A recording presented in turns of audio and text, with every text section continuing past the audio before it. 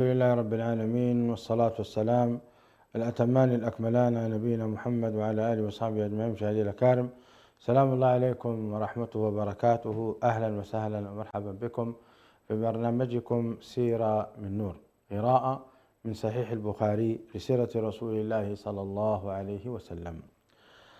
وصلنا في الحديث 25. قال الإمام البخاري رحمه الله تعالى: أرويه أنا بسندي عن المشايخ والأئمة الكبار إلى كتاب صحيح البخاري. قال رحمه الله تعالى: حدثنا عبد الله بن محمد المسندي قال حدثنا أبو روح عن الحرمي ابن عمارة قال حدثنا شعبة عن الواقدي ابن محمد سمعت أبي يحدث عن ابن عمر رضي الله تعالى عنهما.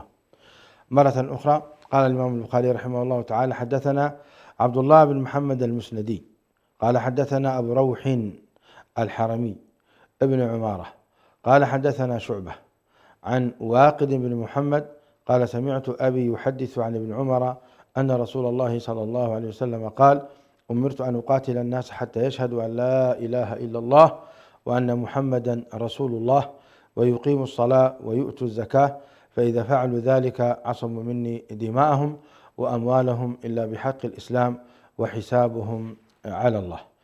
هذه رواية الإمام البخاري، وأعاده رحمه الله تعالى أيضا في كتاب الجهاد والسير باب دعاء النبي صلى الله عليه وسلم من طريق أبو اليمان بنفس اللفظ.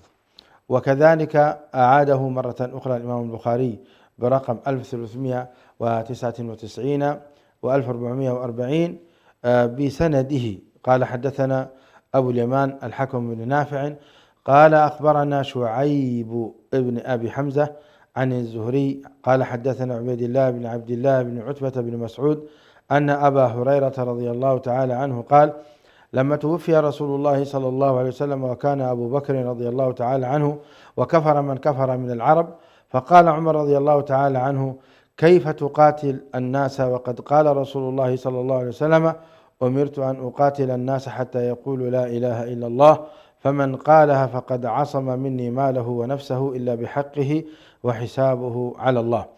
فقال: والله لأقاتلن من فرق بين الصلاة والزكاة، فإن الزكاة حق المال، والله لو منعوني عناقا كانوا يؤدونها إلى رسول الله صلى الله عليه وسلم لقاتلتهم على منعها.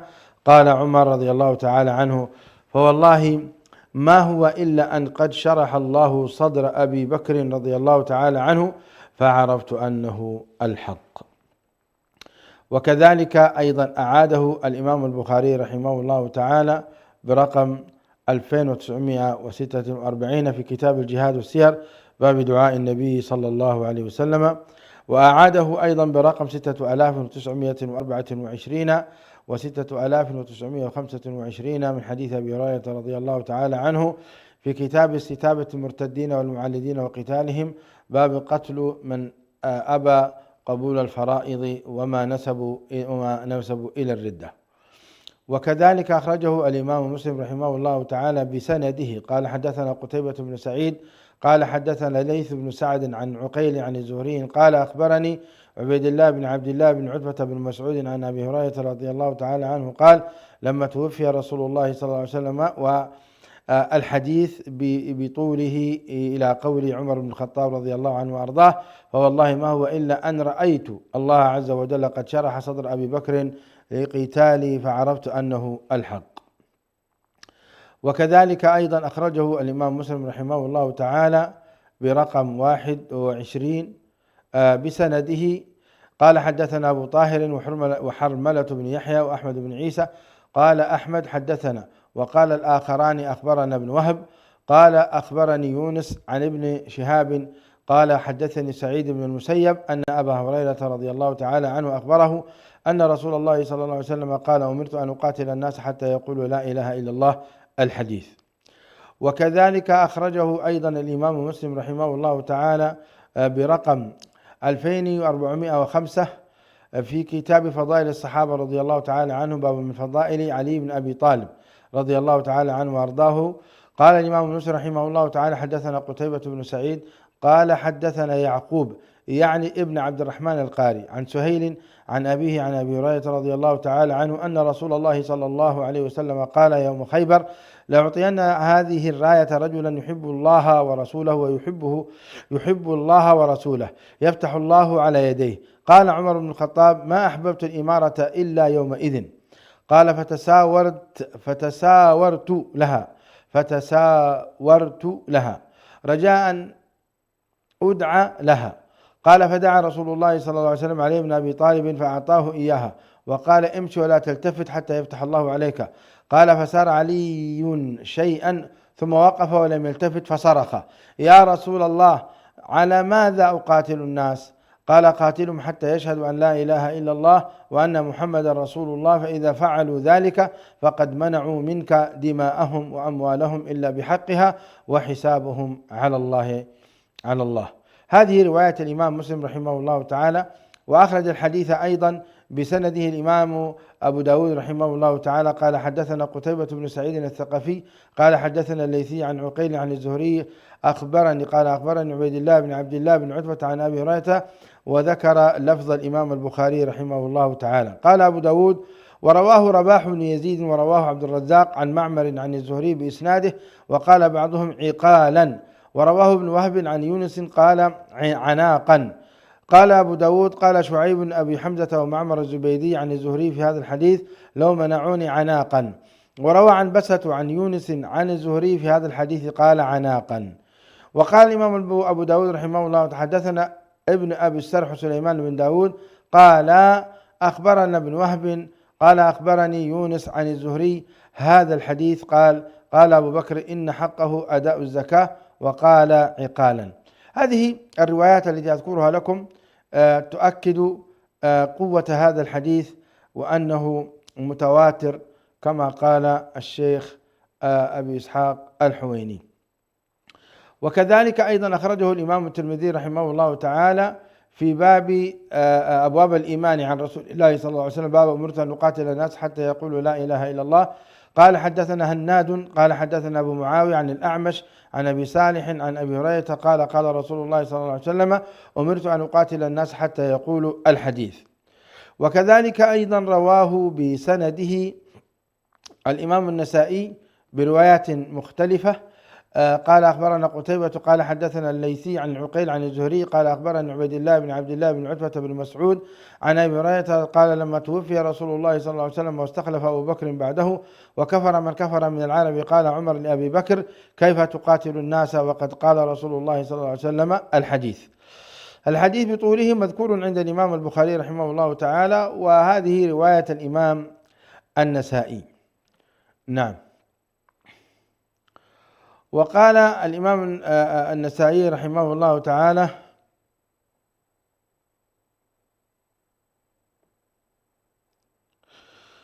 بسنده قال أخبرنا أحمد بن سليمان قال حدثنا مؤمل بن فضل قال حدثنا الوليد قال حدثني شعيب بن أبي حمزة وسفيان بن عيينة. وذكر آخر عن الزهري عن سعيد بن المسيب عن أبي هريرة رضي الله تعالى عنه قال: لما جمع أبو بكر لقتالهم فقال عمر: يا أبا بكر، كيف تقاتل الناس وقد قال رسول الله صلى الله عليه وسلم: أمرت أن أقاتل الناس حتى يقولوا لا إله إلا الله، فإذا قالوها عصموا مني دماءهم وأموالهم إلا بحقها. قال أبو بكر رضي الله تعالى عنه: لأقاتلن من فرق بين الصلاة والزكاة، والله لو منعوني عناقا كانوا يؤدونها إلى رسول الله صلى الله عليه وسلم وقاتلتهم على منعها. قال عمر: فوالله ما هو إلا أن رأيت أن الله تعالى قد شرح صدر أبي بكر لقتالهم فعرفت أنه الحق.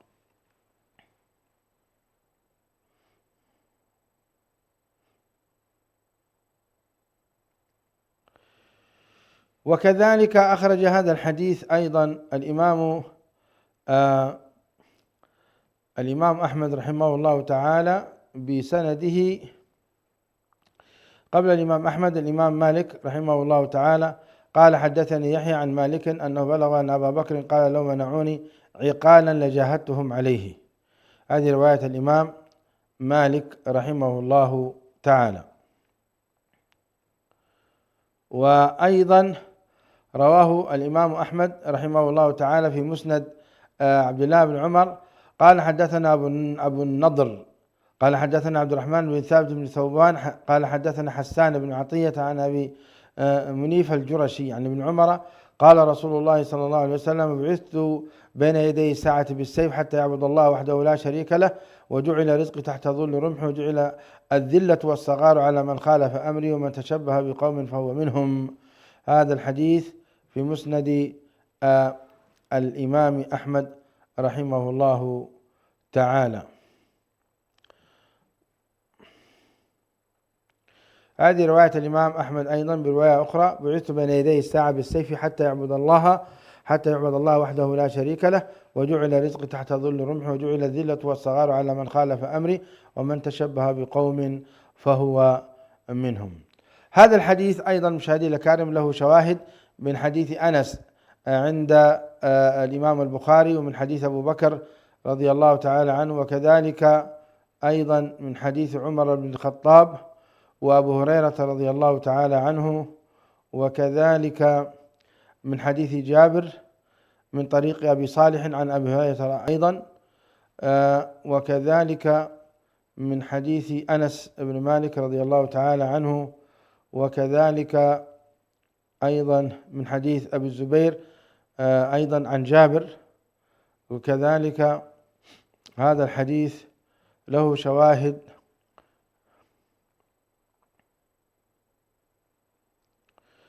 فهو حديث متواتر بين الصحابة رضوان الله عليهم، معروف مشهود.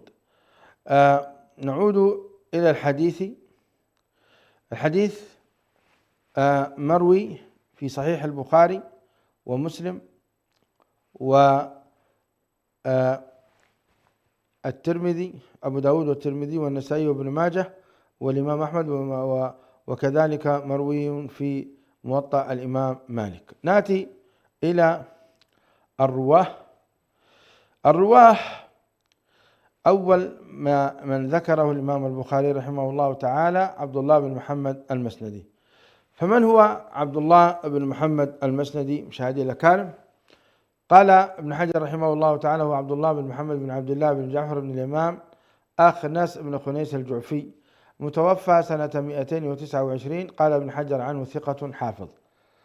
يرويه عن حرمي بن عمارة العتقي، وهو حرمي بن عمارة بن أبي حفصة نابت، ويقال ثابت أبو روح العتكي البصري، المتوفى سنة 201. قال الإمام البخاري قال ابن حجر: صدوق يهم. وعن شعبة بن الحجاج قال: شعبة بن الحجاج بن الورد العتكي الأزدي، المتوفى سنة 160 للهجرة. قال الإمام ابن حجر رحمه الله تعالى عنه: ثقة حافظ متقن. كان الثوري يقول: هو أمير المؤمنين في الحديث، وهو أول من فتش بالعراق عن الرجال وذب عن السنة، وكان عابدا رحمه الله رحمة واسعة. شعبة بن الحجاج من الأئمة العظام، كان علينا أن نأتي بسيرته كاملة هاهنا. واقد بن محمد بن زيدي العمري، هو واقد بن محمد بن يزيد بن عبد الله بن عمر بن الخطاب القرشي العدوي العمري المدني، أخو عمر وزيد وعاصم. قال رحمه الله تعالى: توفي سنة 145. قال ابن حجر رحمه الله تعالى قال في تقريب التهذيب: ثقة. عن محمد بن يزيد بن عبد الله بن عمر بن الخطاب القرشي العدوي أبو عبد الله المدني، والد عمر بن محمد بن يزيد وإخوته، أمه أم حكيم بنت عبيد الله بن عبد الله بن عمر بن الخطاب. سنة وفاته لم تعرف. قال ابن حجر رحمه الله تعالى: ثقة. عبد الله بن عمر معروف: عبد الله بن عمر بن الخطاب بن نفيل بن عبد العزى بن رياح بن عبد الله بن قرط بن رزاح بن عدي بن كعب بن لؤي بن غالب العدوي القرشي العدوي أبو عبد الرحمن المكي المدني، أمه زينب بنت مضعون. معروف رحمه الله تعالى بابن عمر، متوفى سنة 73 وقيل 74. قال ابن حجر رحمه الله تعالى عنه: أحد المكثرين من الصحابة والعبادلة، وكان من أشد الناس اتباعا للأثر، فرضي الله تعالى عن الجميع ورحمهم. مشاهدي الأكارم، هذا الحديث العظيم: أمرت أن أقاتل الناس حتى يشهدوا أن لا إله إلا الله وأن محمدا رسول الله ويقيموا الصلاة ويؤتوا الزكاة، فإذا فعلوا ذلك عصموا مني دماءهم وأموالهم إلا بحق الإسلام وحسابهم على الله. قال عليه السلام: أمرت، الذي أمره والله عز وجل أمره سبحانه وتعالى بمقاتلة الناس وليس بقتل الناس، وهناك فرق بين من قاتل وبين من قتل. ما هو الفرق؟ الفرق أن من قاتل هو مفاعلة، معناته هناك من يريد قتله ويريد صد عمله ومواجهته، وأما من قتل فهو فعل قائم بذاته من قبل الفاعل. فهنا يتبين لنا معنى الحديث أن أمرت أن أقاتل الناس، أي أن النبي صلى الله عليه وسلم أمر أن يدعو إلى الله عز وجل ويبين دعوة التوحيد وإخراج الناس من الظلمات إلى النور. فمن قبل دعوته فألف مرحبا وأهلا، ومن صد عن دعوته وحاربه فقد أمر صلى الله عليه وسلم أن يحارب هذا الصنف من الناس. ولذلك لما جاء العلماء والمشايخ يبينون معنى هذا الحديث قال: أمرت أن أقاتل الناس هنا على أقسام: كافر ومؤمن ومنافق، كافر ومؤمن ومنافق. فأما الكافر فهو ينقسم إلى قسمين: كافر لا يصد عن سبيل الله، وكافر يصد عن سبيل الله ويحارب ويقاتل. فأما الكافر الذي لا يصد عن سبيل الله فحكمه منصوص في كتب العلماء في أحكام الذمي وأحكام المعاهد وأحكام المستأمن، وليس هذا هنا مقامه. وأما الكافر المحارب فهو الذي عنى قول رسول الله صلى الله عليه وسلم تجاهه. إذن الذي يقاتل الناس أو الذي يقاتل المؤمنين والمسلمين ويصدهم عن سبيل الله، هذا هو الذي يجب قتاله حتى يشهد أن لا إله إلا الله وأن محمدا رسول الله. والآية في هذا الباب وهي آية التوبة واضحة جلية في قوله تبارك وتعالى: قاتلوا الذين لا يؤمنون بالله ولا باليوم الآخر ولا يحرمون ما حرم الله ورسوله ولا يدينون دين الحق من الذين أوتوا الكتاب حتى يعطوا الجزية عن يد وهم صاغرون. فالواجب على أئمة المسلمين وحكامهم قتال من يصد عن سبيل الله أو من يحارب، فيعرض عليهم ثلاثة أمور: الأمر الأول الإسلام، وهو شهادة أن لا إله إلا الله وأن محمدا رسول الله، كما في هذا الحديث: أمرت أن أقاتل الناس حتى يشهدوا.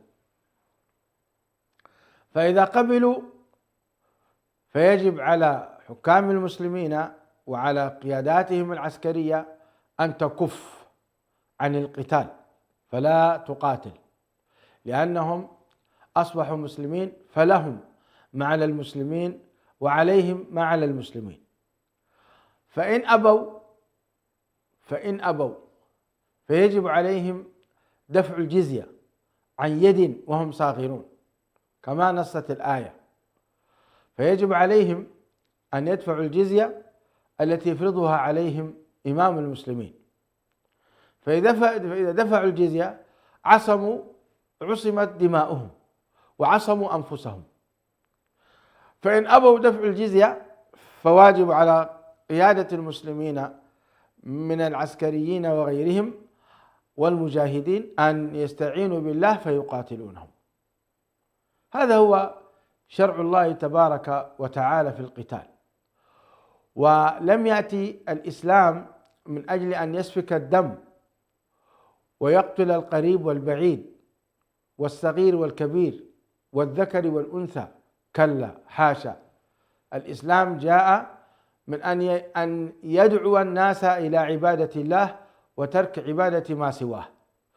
فإذا اعترض ورفع ضده السلاح فالإسلام أيضا قوي ليس بضعيف، فوجب عليه أن يدافع عن هذه الدعوة وأن يوصلها إلى كل بلد وإلى كل بقعة، كما فعل الصحابة رضوان الله عليهم وما بعدهم من قيادات المسلمين في الدول والخلافات الإسلامية التي مرت، دولة الأموية، الخلافة الأموية والعباسية ودولة المماليك وإلى آخر الخلافة العثمانية، كما لا يخفى على شريف علمكم. إذن أمرت أن أقاتل الناس أي من يصد عن سبيل الله، ولذلك كان من آداب المقاتل أن يوصي الله عز وجل بتقوى الله في خاصة نفسه، يعني القائد العسكري يوصيه الله عز وجل بتقوى الله في خاصة نفسه، ثم يقول له امضي بسم الله وعلى بركة الله، قاتل من قاتل، قاتل من كفر بالله، قاتل من كفر بالله.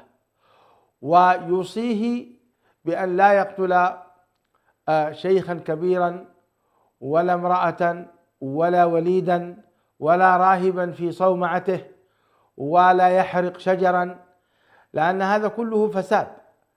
وهؤلاء الناس لا يقاتلون، يعني الكبير الشيخ الكبير لا يمكن يرفع سلاح ويقاتل لضعفه، والمرأة الأصل أنها لا تقاتل إلا إذا حملت السلاح وأصبحت تقاتل كما هو اليوم، فيجب قتالها وضرب عنقها أيضا. أما إذا كانت مسالمة فلا تحمل سلاحا فلا يجوز قتلها، ولا يجوز قتل أيضا الطفل لأنه غير محارب. لماذا الإسلام حرم قتال هؤلاء؟ لأنهم غير محاربين ولا يمكن أن يقاتلوا، فالإسلام حرم قتل الشيخ الكبير والمرأة والطفل الصغير. أما اليهود والصهاينة المجرمين فلا عندهم قيم ولا عندهم أخلاق ولا عندهم شرع يمضون به، فهم مجرمون إرهابيون قتلة سفكة للدماء، ليس عندهم الحقيقة قيم يمشون بها. ولذلك كما تشاهدون اليوم يقتلون الشيخ والمرأة والطفل الرضيع والصغير أمام مرأة أو مسمع من العالم، ولا حياء ولا خوف من الله ولا أي اعتبار للقوانين الدولية، أي اعتبار، لا يعتبرون حتى للقوانين الدولية، ويقتلون الناس كما تشاهدون صباح مساء. فهؤلاء هم حقيقة الذين يجب قتالهم ويجب سفك دماءهم، نعم. ولكن هذا لا يعني أيضا إذا قتلوا أطفالنا أن نقتل أطفالهم، فلا تزر وازرة وزر أخرى، وأن إذا قتلوا نساءنا أن نقتل نساءهم، كلا، ولكن علينا أن نجتهد في قتالهم هم الصهاينة المجرمين وقتال قياداتهم وسفك دماءهم كما سفكوا دماءنا. هكذا يأمرنا الدين وهكذا يأمرنا شريعة الإسلامية. فالناس حينما تفهم هذا الحديث فهما خاطئا يجب على العلماء أن يبينوا أن مسألة المقاتلة تعني هي الصد عن سبيل الله، من أجل رفع الصد عن سبيل الله تبارك وتعالى. أمرت أن أقاتل الناس حتى يشهدوا أن لا إله إلا الله وأن محمد رسول الله ويقيموا الصلاة ويؤتوا الزكاة. وكان من سيرته صلى الله عليه وسلم إذا أراد أن يغير على قرية انتظر حتى يتأكد من عدم سماع الأذان، فإن سمع الأذان علم أن هؤلاء مسلمين يقيمون الصلاة فإنه لا يقاتلهم ويكف عنهم صلى الله عليه وسلم، وإن لم يسمع الأذان أغار عليهم. شفتم مهمة الأذان؟ ولذلك لما جاء أبو بكر الصديق رضي الله تعالى عنه وأرضاه وشرح الله صدره لقتال من منع الزكاة، قال عليه الصلاة والسلام، قال رضي الله تعالى عنه: والله لو منعوني عقالا، ورواية عناقا أصح وهي أكثر، وكلتهما صحيحتان لكن عناقا أصح. لو منعوني عناقا أو عقالا كانوا يؤدونه إلى رسول الله صلى الله عليه وسلم لقاتلتهم عليه. هذا الأمر يعتبر ترك واجب وهو دفع الزكاة، فشرح الله صدر أبي بكر وقاتل مانعي الزكاة لأنه واجب. فالقتال يكون لترك واجب واضح في السنة النبوية كمانعي الزكاة ومانعي الصلاة. نعم، وكذلك يكون أيضا لمن كفر بالله وصد عن سبيل الله. أما الكافر الذمي أو الكافر المستأمن فلا يجوز قتله. قال صلى الله عليه وسلم بعد ذلك: إلا بحق الإسلام. وهذا يأخذنا إلى ما يتعلق به من قتل نفسا بغير حق، فإن حق الإسلام أن يعني ينفذ فيه القصاص أو يعفو أولياء الدم، أو أن يكون مفارقا لدينه مرتدا عن دينه فيجب ضرب عنقه أيضا بعد الاستتابة، أو الثيب الزاني والعياذ بالله فإنه يرجم حتى يموت. هذه الأمور المقصود بها إلا بحق الإسلام، فالإسلام له حق أيضا في القتل دون الكفر المعاند الذي يصد عن سبيل الله. هناك أيضا 3 أشخاص يجب قتالهم ويجب القصاص. ثم قالوا حسابهم على الله. هذه إشارة للمنافقين الذين يقولون لا إله إلا الله محمد رسول الله وقلوبهم مليئة بالكفر والصد عن سبيل الله، لكن هم يظهرون الإسلام ويخفون البطن ويخفون الكفر في بطونهم وفي قلوبهم. فهؤلاء يجب على المسلمين أن يتعاملوا معهم بالظاهر ويتركوا الباطن لله عز وجل. مشاهدينا الكرام، سأضطر أن نتوقف هنا لضيق الوقت. صلى الله تعالى أن يوفقنا وإياكم. سنعيد شرح هذا الحديث بالتفصيل لاحقا إن شاء الله. والسلام عليكم ورحمة الله وبركاته. على نهج الرسول لنا مسير، وعند الله للساعي مصير. شغلنا عن طريقك يا حبيبا، فسيل الضيم في دمنا غزير.